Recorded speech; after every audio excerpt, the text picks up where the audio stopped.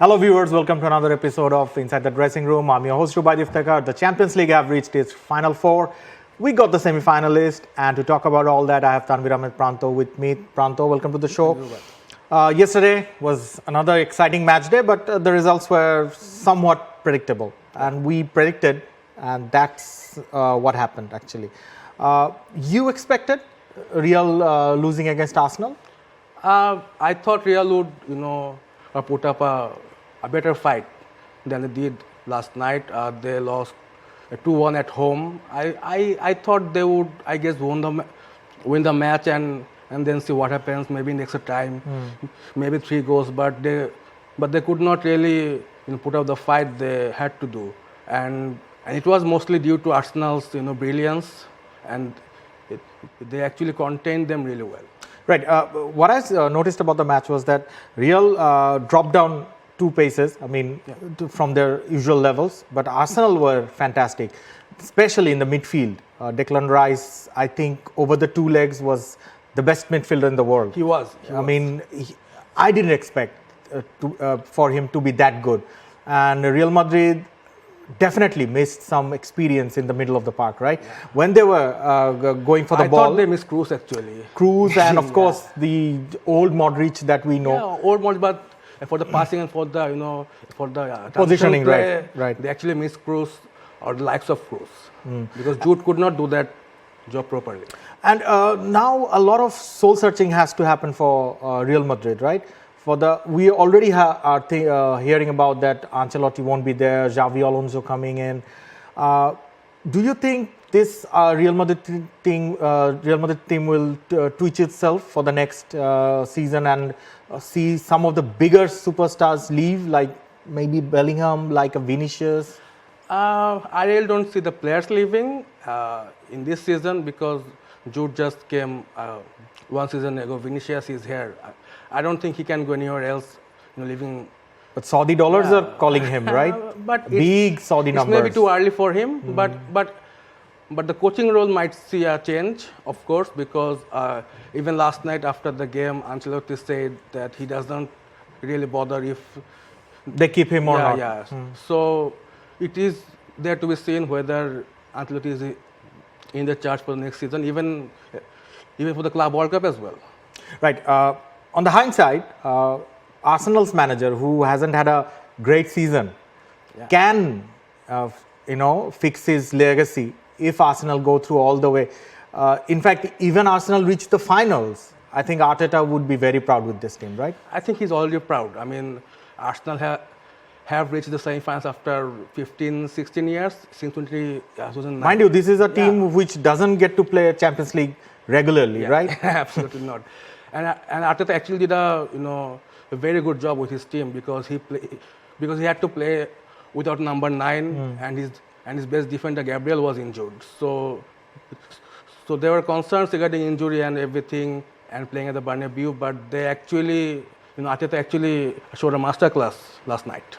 But what I liked about Arsenal was that they I felt that they gave up on the Premier League and only focused on the Champions League. And we saw that in the Premier League matches, Arsenal's were a bit up and down for the last 3 or 4 matches. But in the Champions League, their intensity they have been consistent, yeah. There was intensity, there was effort, 100% up to the mark.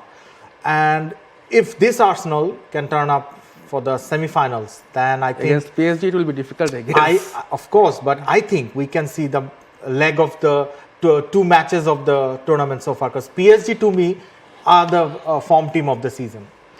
Absolutely, Arsenal and PSG both are similar style, very entertaining, very attacking. Similar how they play the game. Under Luis Enrique, PSG have been brilliant in the season, and Arsenal as well in the UCL especially, they have been consistent. And I think in the semi-finals, it will be a close match. It will be a close tie, of course. But can you call? I think Arsenal will have an edge. I don't think the momentum maybe. Yeah, the momentum and also the confidence that they got from beating Real Madrid at their home. So right. It's a big confidence. Right. Let's talk about the other half, Inter Milan versus Bayern Munich. it was a fantastic match as usual. Usual classic, And for the last minute, I thought Bayern can make a comeback, but Inter hold up really well, and they deserve it, right? They've been the consistent team so far in the tournament. Yeah. The thing about Inter is they conceded only 2 goals before this tie against Bayern, and they conceded 3 goals in this tie, 1 in the first leg and 2 in the second leg.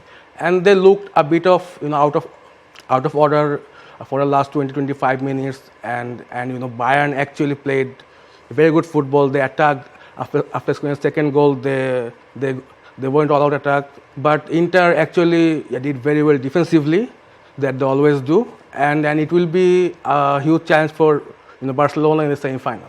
Right, so let us talk about that tie, Barcelona versus Inter Milan, and we all know what San Siro can do to the opponents, and San Siro is impenetrable fort at times, and Barcelona, both, they have the defensive frailty, and at times their forwards can go to sleep at important matches. Lautaro Martinez last night was amazing. He scored the goal, and I guess that was the turning point of the match, of the tie as well. Of course, and the problem with Inter Milan is that Inter Milan are being pushed to the limit in the Serie A by Napoli.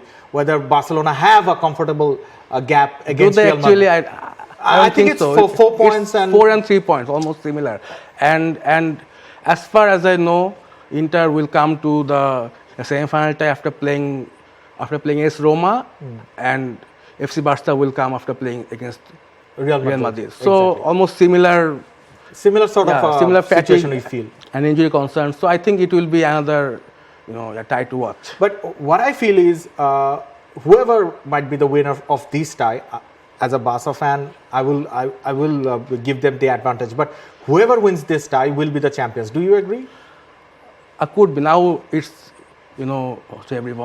it's everyone's game right now, and yeah, I think as I predicted last week, FC Barcelona might have the advantage, but we have to see.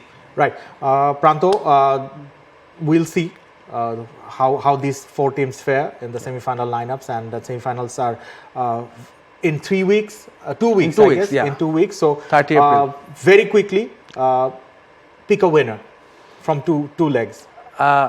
Arsenal PSG, I think Arsenal will go, and Inter Bayern, it will be a tough match. I guess Barcelona will go, and in the final, I guess Barcelona will. All right, we'll wait for that. Pranto, thank you for your time today. Thank you, Robert.